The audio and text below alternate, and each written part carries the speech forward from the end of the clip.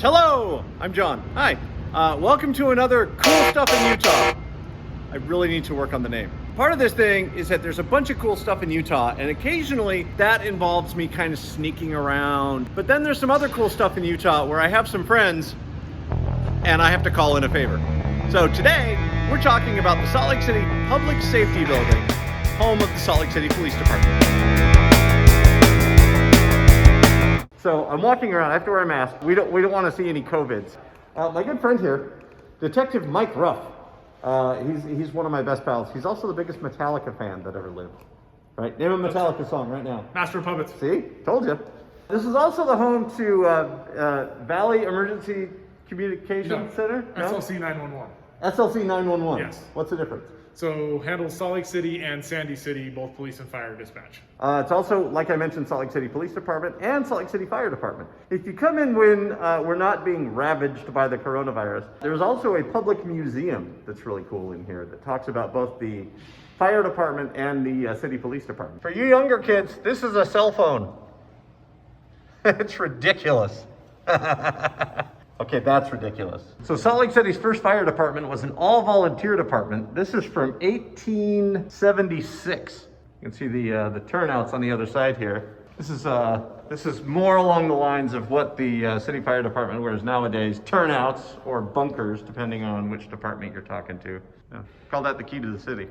Back in the day, they didn't have fire extinguisher, they used buckets. So these are actual fire department buckets. Early 1900s, obviously not everybody had phones, but the Salt Lake City Police Department said, hey, sometimes people need to get a hold of us. So they installed these throughout the city. This is one of the actual police call boxes. We've got my buddy Mike's badge right up close here. And then we've got the original Salt Lake City Police badge right there in the glass. It hasn't changed all that much over, what, 150 years? How long is that?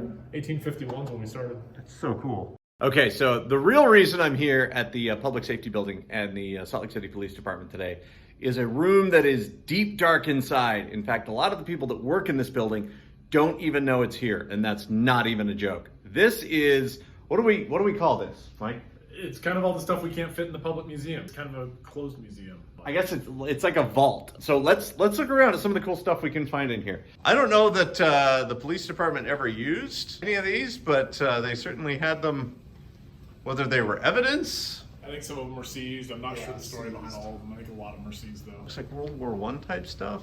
Look at that. You got their pistol collections dating all the way back to the 1800s. Look at that guy.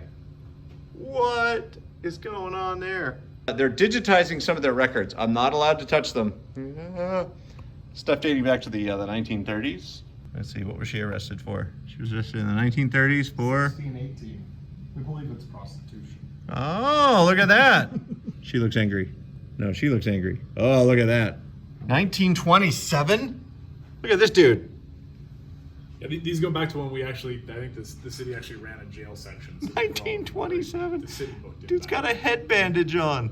These are all the brothers in the department. Police brothers, families work together. There's a couple of sergeants that were brothers. Probably use that in Seattle right about now. Attach this to their leg. Oh, dude. Yeah, so you can't run away. Huh. And if you know the weight of that. Like, can I touch it? Can I pick it up? That one, yeah. Oh my gosh, dude. Right? You're not going to run. Oh, yeah, you're not going very anywhere. far with it. In here. Is this a samurai sword? Yeah. Can I play with it? We don't open those. I don't touch any of those kind of things. I've already touched this one, so I'm going to. Now you're going to get us in trouble. Oh. Yeah. Oh.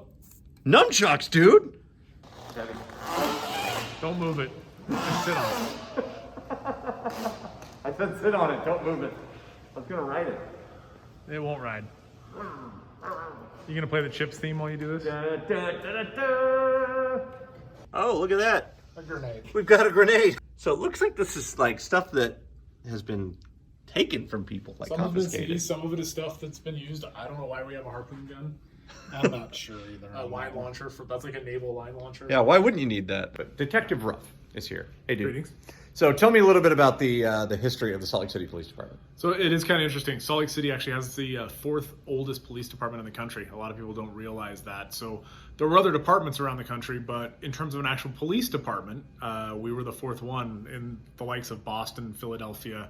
We started in 1851. We're now here in 2020. So we've been around a long time, and that's led to a lot of history, which most of it's in here, and most of it is stuff people don't see, unfortunately.